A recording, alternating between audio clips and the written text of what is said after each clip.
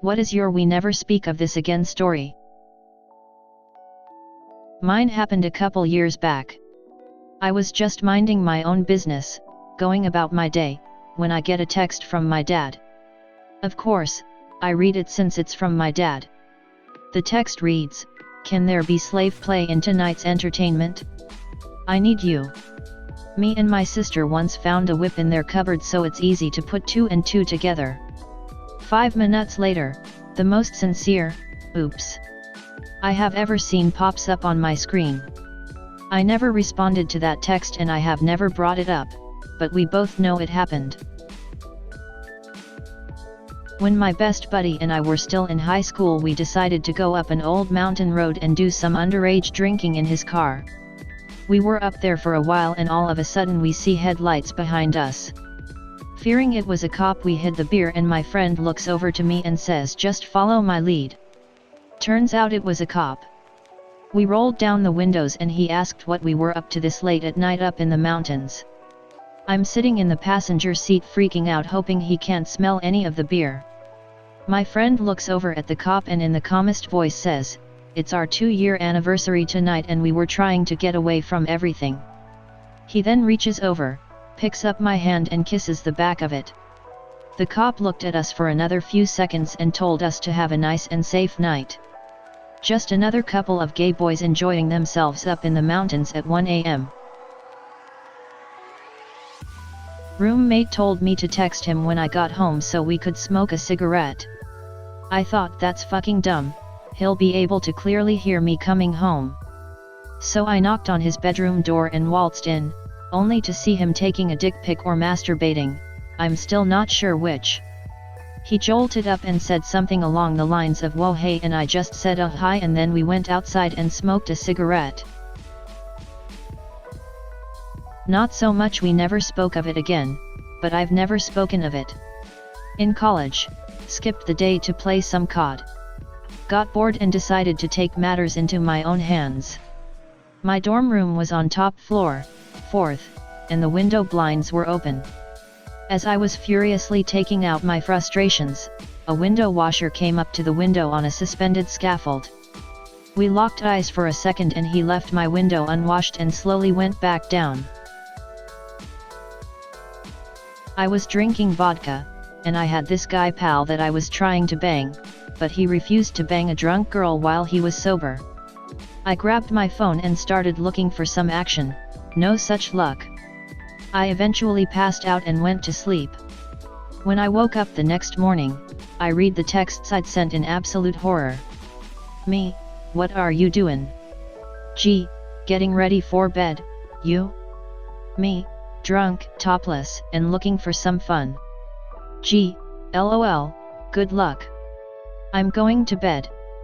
G happened to my boss who just started a few weeks ago. At the time Facebook would merge your friend's contact info into your address book. I never spoke of it again, and had a difficult time looking him in the eye. Came home drunkenly with roommate, he did the whole naked man thing in his doorway, saying has been attracted to me blah blah, we fool around. I give him a hand job, he goes limp and I realize he has fallen asleep in my hands. It was so awkward I went and fell asleep in my own bed in the other room. Woke up, never mentioned it. Nothing. He moved out the next week. I still cringe thinking about it. We're still friends though. A close friend and I had just gone through breakups and were drinking a lot that week out of depression. One night we end up cuddling to a movie. Things get intimate. Hot, passionate, messy sex ensues all over a suede couch.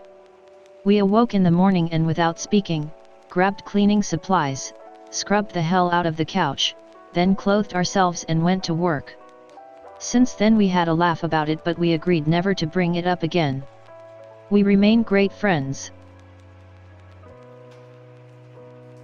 One night when I was in college I was really drunk and hungry, but every place that delivered food was closed because it was like 4 a.m.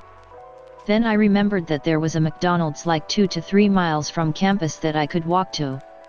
I checked the website and it said it was open 24 hours, so I started to make my way. As I got close to the student center on the edge of campus, I started second-guessing whether or not that McDonald's was open 24/7 or not, so I decided to pop into the computer lab in the basement of the center, which was always open, to go online and check again. The lights were off in the lab, so I thought I would be the only person there, but when I entered the room and the lights came on, I saw a security guard sitting at one of the computers. He's startled by me and scrambles to close the window he was looking, which I could already tell was Pornhub. I didn't know how to react, so I just sat down at a computer and didn't say a word. He breaks the awkward silence by getting up and saying, "Well, it's about that time," and then making his way to the door. I still don't know what exactly he meant by that, but my response was just to nod and say yup. That guard and I crossed paths quite a bit after that, and it was always a little awkward, but at the same time we had like this unspoken agreement about that night, and he would always be nicer to me and let me off when others would have written me up for something I did. Kinda not safe for work. This happened a couple weeks ago.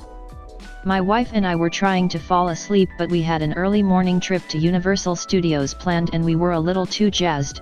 We're annual pass holders and local, but we hadn't been in a while because of the heat and crowds.